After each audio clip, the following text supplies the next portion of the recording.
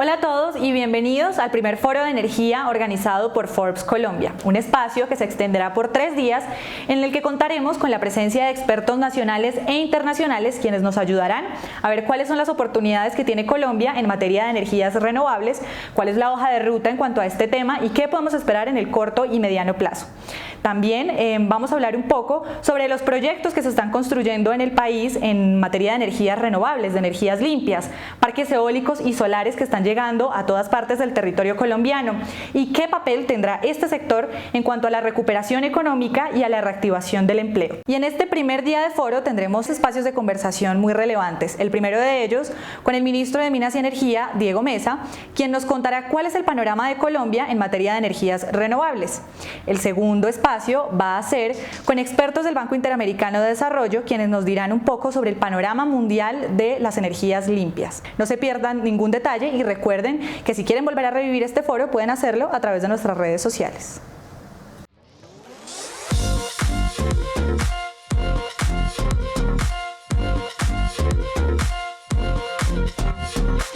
Gracias por estar conectados a este foro de energías renovables de la revista Forbes Colombia.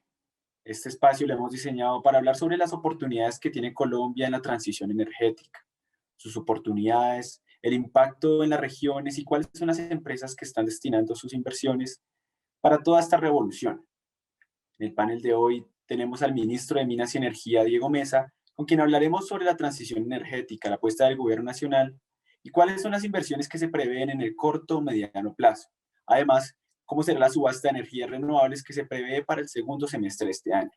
Llegamos en agosto del 2018, éramos conscientes que el país tenía un gran potencial tanto en energía solar como en energía eólica, sobre todo en el norte del país, pero no había sido explotado. A agosto del 2018 solamente existían 2 parques de energía renovable no convencional, una granja solar en Jumbo Valle y un parque eólico que era Jepirachi en La Guajira. Estos 2 parques juntos no sumaban más de 30 megavatios, a pesar de ese gran potencial, porque para que tengamos como contexto, la radiación solar en Colombia es un 60% más alta que en el promedio mundial y el viento, por ejemplo, si miramos solamente el departamento de La Guajira, tiene una velocidad que es el doble del promedio mundial. Entonces ahí revisamos el marco regulatorio, el marco fiscal y nos dimos cuenta que aunque ya había habido una ley importante que era la ley 1715 que se expidió en 2014, que justamente pretendía promover estas fuentes, le faltaban ajustes para que pudiera ser efectivo, sobre todo para nuevos inversionistas. Entonces hicimos unas modificaciones en el Plan Nacional de Desarrollo, a la ley 1715, con incentivos principalmente de carácter tributario. Posteriormente los complementamos con ajustes regulatorios y expidiendo resoluciones del ministerio y además también un complemento con la ley de crecimiento, ley de financiamiento, donde se incluyeron incentivos para las industrias intensivas del uso del capital, como es la industria energética. Y eso se culminó con un plan de subastas también muy concreto, 2 subastas que hicimos en el 19, una que vamos a hacer ahora. ¿Y eso qué nos dio? Pues nos dio que se abrió la puerta y este sector finalmente despegó y despegó de una manera muy contundente, muy determinante. Entonces, de esos 2 proyectos que nos sumaban 30 megavatios, cerramos el año 2020 con más de 10 granjas solares nuevas, con proyectos que suman cerca de 225 megavatios, o sea que multiplicamos por más de 7 veces la capacidad instalada y este año pues vamos a ver un crecimiento inclusive mucho mayor y lo que esperamos es ver crecimientos exponenciales en los próximos años. Precisamente, ¿qué viene de cara a la reactivación económica, ministro, y cuáles son las inversiones que se están gestando para este año? Bueno, este año van a pasar cosas muy importantes y es, vamos a triplicar lo que ya tenemos, o sea, vamos a llegar a cerca de unos 1000 megavatios de capacidad instalada y vamos ya a empezar a ver proyectos que fueron asignados en las subastas del 2019 entrando en operación comercial. Uno de los proyectos emblemáticos va a ser el proyecto de solar de El Paso, que quedó adjudicado en la subasta del cargo por confiabilidad, uno de los primeros proyectos de energía renovable no convencional en la historia del país que participó y ganó la subasta del cargo por confiabilidad. Va a entrar en operación este año Y así tenemos varios proyectos, además, incluyendo el primer parque eólico de nueva generación en el país, un parque en La Guajira. Hay 3 que podrían entrar este año. Seguramente vamos a tener uno de esos 3 antes de que culmine el 2021. En total, lo que tenemos, Steven, para este año 2021 como parte de la reactivación es cerrar con cerca de 37 granjas solares y con un parque eólico. Esos son cerca de, como lo decía ahora, unos 700, 800 megavatios adicionales. Eso pueden representar inversiones que están en el orden de 900 millones de dólares aproximadamente. Y el 2022 va a continuar el crecimiento. En el 2022 se vienen más proyectos eólicos, más granjas solares. Y lo que vemos es que ya el sector está totalmente dinámico y vemos cada vez más inversiones. También, por ejemplo, otro complemento de esto es todos los proyectos de autogeneración que vemos en las ciudades y en las capitales de Colombia. Ahí ya, digamos, ha habido una explosión tal que es difícil llevar el control porque son sistemas de autogeneración que están en pequeños negocios, en grandes empresas, en sectores residenciales, en fin. Inclusive vemos como hasta sectores que uno no esperaba verlos acá, como un sector financiero, donde ponen sistemas de autogeneración en las entidades bancarias, etcétera. Es un tema que ya está totalmente desplegado, aeropuertos, hospitales, en fin.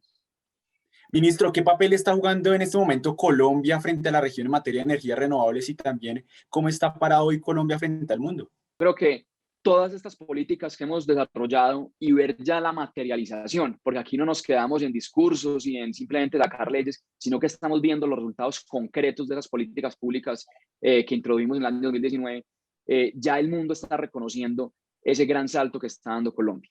Entonces, digamos que a nivel internacional yo creo que hay 3 grandes hitos que vale la pena destacar. El primero es que en el índice de sostenibilidad energética que saca el World Economic Forum, Colombia ascendió cerca de 11 puntos. En el índice de transición energética del World Energy Council, Colombia escaló también 14 puestos. Y todo esto nos ha puesto como el líder regional en materia de transición energética. Y así lo reconoció también la ONU, que nos invitó a ser lo que denominan ellos Global Champions de la transición energética en los diálogos de alto nivel de energía en el marco de la Asamblea General de Naciones Unidas de 2021. Entonces, ese es un gran reconocimiento, que vayamos a liderar ahora esa conversación, que podamos contarle al mundo las experiencias de Colombia. Tenemos unas experiencias en materia de innovación en política pública muy importantes que han sido estudiadas inclusive por agencias especializadas a nivel internacional. La subasta del 2019 de renovables no convencionales fue un gran hito, fue la primera subasta a nivel mundial que fue de 2 puntas, o sea que tanto compradores como vendedores venían a hacer ofertas tanto de precio como de cantidad. Eso en energías renovables no se había hecho en el mundo, generalmente había un único comprador para los proyectos. Entonces aquí hay mucho por contar y creo que hoy Colombia se posiciona. Otro tema muy importante que también hemos sido reconocidos, Steven, es que Colombia está liderando una meta regional de incorporación de energía renovable a 2030 en Latinoamérica. La meta es que como región lleguemos a tener el 70% de nuestra energía de fuente renovable, tanto convencional como no convencional. Y ahí estamos liderando esa iniciativa que se llama RELAC y nos acompañan Chile y Costa Rica, pero esta es la meta más ambiciosa, digamos, de un continente, de una región a nivel mundial. Y todo eso lo cerramos con que también este año IRENA, que es la Organización Internacional de Energía Renovable a nivel mundial, que está ubicada en Abu Dhabi, nos confirmó ya como socios, como miembros permanentes del Consejo para el año 2021-2022. Ministro, para precisar cómo está el cronograma de la subasta que se va a hacer este año y también qué nuevas empresas del extranjero podrían entrar a invertir en renovables. Bien, ahí la subasta de este año surgió justamente porque estamos buscando proyectos para la reactivación sostenible del país. ¿Y qué nos dimos cuenta? Como ha tenido un despliegue tan grande este sector de las renovables, nos encontramos que en la unidad de planeación minero-energética en la UME hay un pipeline de proyectos muy grandes. Entonces, queremos darles también una plataforma para que puedan entrar en operación. Lo que vimos es que proyectos que puedan entrar en operación antes del 31 de diciembre del 2022 suman cerca de 5.800 megavatios. Esto es importante porque el parque de generación colombiano en este momento es de cerca de 17.000 megavatios aproximadamente. O sea que estamos hablando casi que una tercera parte de proyectos que están ahí listos para entrar. Entonces, esos proyectos los vamos pues a promover vía la subasta. La subasta esperamos hacerla a principios del segundo semestre de este año. Ya sacamos a comentarios la semana pasada las reglas de la subasta para que los agentes pues se expresen, así como lo hicimos en la pasada. Aquí siempre contamos con la participación del sector privado y con diferentes agentes interesados en esta subasta. Lo que sigue es ir refinando esas reglas para poder hacer la convocatoria. Yo creería que aproximadamente en julio podríamos estar haciendo la convocatoria para estar asignando entre septiembre y octubre. Esa es la idea, ese es el plan, y vemos que hay pues un gran interés tanto de empresas existentes como de empresas nuevas. Me preguntaba qué empresas pueden entrar. Una de las logros de la subasta de octubre del 19 fue que habilitó la entrada de nuevos operadores al mercado. Unos que quedaron adjudicados y otros que no quedaron adjudicados, pero que pues establecieron su presencia en Colombia y siguen operando. Entonces vimos, por ejemplo, que en la subasta había entrado Trina Solar, que no había tenido presencia en Colombia, entró con 3 parques solares en el Valle, en Tolima, en Córdoba, entró también EDPR, que es energía de Portugal renovable, vino EDF, que es la principal empresa de energía de Francia, esa no quedó adjudicada, pero estableció sus oficinas en Colombia, entró Green Yellow, en fin, entraron una serie de empresas muy importantes que ya están aquí con base en Colombia y que seguramente se van a presentar también en esta próxima subasta que vamos a hacer. En materia de empleos, ¿cómo esta revolución energética, por decirlo así, está impulsando, está generando los empleos? ¿Se tiene un estimado de cuántos se van a generar? Hemos hecho varias estimaciones. Yo creo que aquí es importante y los estudios que nos muestran, por ejemplo, la Agencia Internacional de Energía y la Organización de Energía Renovable No Convencional, nos muestra que las energías renovables en general tienen un potencial de tener más generación de empleo que los proyectos de energía tradicional. Digamos, no tengo un estimado en este momento puntual, te lo puedo hacer llegar, de empleos, pero te doy un contexto. Ayer estábamos en el Cesar. El Cesar va a ser protagonista de la revolución de energía renovable no convencional, porque tiene 2 granjas solares que estaban adjudicadas en el cargo por confiabilidad, El Paso y La Loma, pero adicionalmente tienen otros 4 o 5 proyectos. Yo creo que en el Cesar podemos estar hablando de una capacidad instalada aproximadamente de unos 350 megavatios. Y lo que estábamos viendo ayer cuando revisamos los números de empleos de esos proyectos es que se acercan a cerca de los 3.000 empleos. O sea que uno puede hacer ahí una interpolación de cerca de 10 empleos por cada megavatio instalado, lo cual es pues un número bastante importante. Usted hablaba del Cesar, frente a esa visión, digamos, que se tiene desde el ministerio, pues en este momento claramente se ve una difícil situación del carbón. Ahorita Prodeco dijo que va a entregar sus títulos, precisamente cómo las renovables van a complementar esta transición y qué papel va a jugar el carbón precisamente en toda esta revolución energética. Es un tema muy importante, Steven, porque el carbón pues, ha sido nuestro principal mineral de exportación en Colombia, y el carbón térmico en particular. Y el mercado del carbón ha venido sufriendo bastantes cambios y tuvo una afectación muy fuerte en 2020. Creo que no se había presentado en la historia un doble choque tan grande, tanto por el lado de la demanda como por el lado de los precios. Los precios bajaron considerablemente, cerca de una caída del 30-40%, y la demanda de carbón térmico mundial cayó en cerca del 5%. Es una caída que no se veía desde la Segunda Guerra Mundial. Y eso ha hecho que los mercados vayan migrando, y el mercado colombiano, que antes estaba ubicado principalmente en Europa, haya ido migrando hacia Oriente, hacia Turquía, hacia países asiáticos. Y eso hace que tengamos que ser mucho más competitivos. Entonces, el carbón, tenemos que reconocer, es un energético en Colombia que es de muy alta calidad, pero que tiene que ajustarse y adaptarse a las nuevas realidades del mercado. Y tenemos que tener tecnologías también ultracríticas, en el caso del carbón que se consume en Colombia, pero tenemos que ser competitivos desde el punto de vista de logística y de precios para el que se exporta, sobre todo si vamos a ir a competir en Asia, donde tendremos que competir con Indonesia, con Sudáfrica, con Mozambique, con Australia, que son países que están, digamos, en una proximidad más cercana al mercado asiático. Nosotros tenemos un enfoque de portafolio. Lo que vemos con las renovables es, las renovables van a entrar a complementar la matriz energética colombiana, que era muy dependiente o es muy dependiente en recursos hídricos. Esa dependencia, a pesar de ser una fuente de energía limpia, porque es renovable, el recurso hídrico nos hace muy vulnerables a efectos de cambio climático. Pero, sin embargo, con la entrada de renovables para complementar, también seguimos requiriendo lo que conocemos como energía firme. Y la firmeza, digamos que se la da sobre todo las térmicas a gas natural o a carbón. Entonces tenemos que encontrar ese balance siempre y cuando cumplamos con la reducción de emisiones de CO2 a la cual nos hemos comprometido a nivel internacional, y encontrar el balance sin desconocer que el carbón es uno de esos energéticos que es, digamos, firme y que es de muy alta calidad en Colombia. Ministro, ¿para cuándo se presentan las últimas conclusiones de la misión de transformación energética?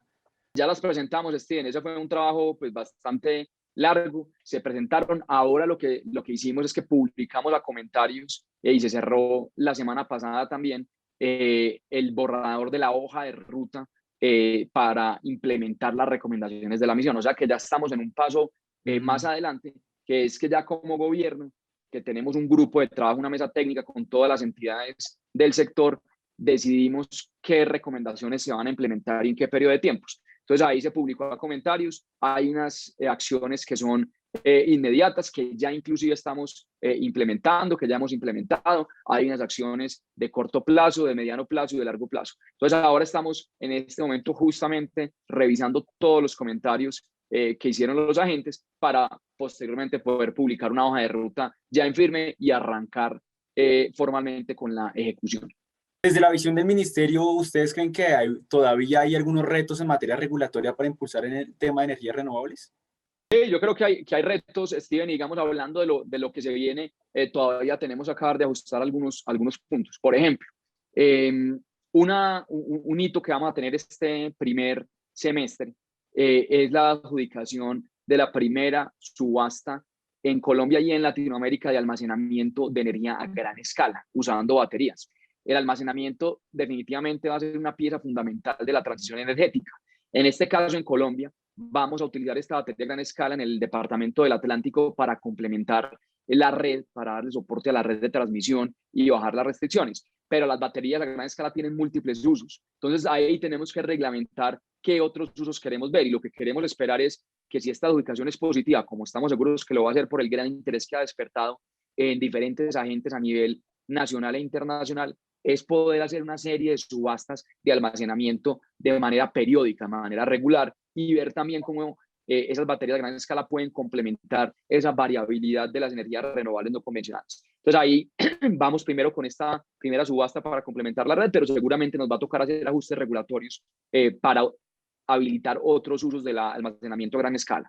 Segundo, estamos construyendo en este momento la hoja de ruta del hidrógeno, y ahí el hidrógeno verde en particular va a jugar un papel fundamental, y también tenemos que incluir incentivos de carácter regulatorio y probablemente de carácter fiscal, tributario, para poder hacer más atractivas las inversiones en este energético. El hidrógeno es muy versátil, sirve para transporte de gas natural, para almacenamiento, para producción de combustibles sintéticos, es neutro desde el punto de vista de emisiones de carbono. Entonces ahí tenemos que esperar que construyamos la hoja de ruta, identifiquemos dónde van a estar digamos, los principales retos desde el punto de vista regulatorio para que este energético sea parte también de la transición a nivel de largo plazo.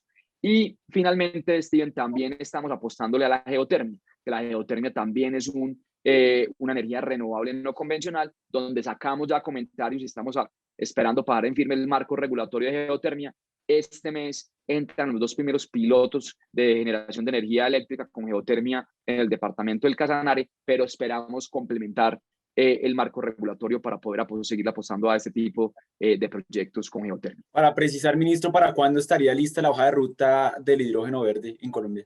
La hoja de ruta esperamos dejarla lista en este primer semestre, Steve. Esto es un proceso, digamos, que va a ser muy intenso. Nos va a acompañar un consultor o una empresa consultora financiada por el Banco Interamericano de Desarrollo Adicionalmente tenemos cooperación técnica alemana, que ha venido siendo fundamental también en estas primeras exploraciones que estamos haciendo con el hidrógeno verde. Ya tenemos alianzas con empresas alemanas, pero es un proceso que nos requiere coordinar varias agencias y varias entidades del Estado, y esperamos tener esa hoja de ruta lista sobre el final del primer semestre. Perfecto. Y para finalizar, ministro, ¿cómo ve usted, digamos, desde la visión del ministerio, que Ecopetrol se esté metiendo de lleno a las energías renovables? Que es una muy buena señal. Las empresas petroleras grandes a nivel mundial han estado incursionando en negocios de energías y energía renovable no convencional en particular. Entonces, ver que Ecopetrol hoy es el líder de autogeneración a gran escala en el país, yo creo que es muy satisfactorio. Obviamente, la oferta que han hecho por ISA también la vemos como un complemento a los negocios que tienen actualmente. Nosotros hablamos, además de todo el tema de masificación de energías renovables como parte de la transición energética, la electrificación de la economía, y ahí, por supuesto, van a haber unas oportunidades muy importantes. También hablamos de la digitalización. Ecopetrol está ahí a la vanguardia. Y le cuento que además, probablemente después de estos dos primeros pilotos de geotermia, el tercer piloto de geotermia seguramente va a ser por parte de Ecopetrol. Y en la hoja de ruta del hidrógeno, Ecopetrol también va a jugar un papel importante. Ecopetrol es el principal consumidor y productor de hidrógeno en el país, sobre todo para uso en las refinerías, y ya hemos venido adelantando con ellos posibles pilotos que se van a adelantar en alianza con el Instituto Colombiano del Petróleo. Colombia en el 2019 se convirtió en el país líder de América Latina en venta de vehículos eléctricos. El crecimiento en 2020 superó el 90% comparado con el 19 a pesar de la pandemia, y en estos dos primeros meses del 2021, enero y febrero, estamos viendo crecimientos de cerca del 150%. O sea que los incentivos de la Ley de Movilidad Eléctrica, que se sancionó en 2019 y que fueron complementados con la Ley 1715 y lo que hicimos en el Plan de Desarrollo, pues están también demostrando que han sido los incentivos adecuados y vemos un crecimiento exponencial en la venta de vehículos eléctricos e híbridos. Hoy, más o menos, ¿cuántos vehículos eléctricos están en movilidad, ministro? ¿Tiene esa cifra? No, nos estamos acercando a los 5.000 vehículos aproximadamente. Yo creo que este año, con el crecimiento que estamos viendo, es que febrero, por ejemplo, febrero tuvo un crecimiento solo en febrero de 212%. 212% con respecto a febrero del 2020. Entonces, yo creo que este año uno podría ver cerca de unos 10.000 vehículos nuevos en el parque automotor de Colombia, híbridos y eléctricos. Y eso es un incremento significativo. Ministro, pues muchas gracias por participar en este foro de energías renovables de Forbes Colombia. Nos quedan varias reflexiones, y es sobre el papel que van a tener las energías renovables en las regiones carboníferas, cuál va a ser la metodología en esta tercera subasta de energías renovables, y además cuáles van a ser las inversiones de cara en el corto, mediano y plazo. Los invitamos a seguir conectados en este foro de energías renovables y a seguirnos a través de nuestras redes sociales.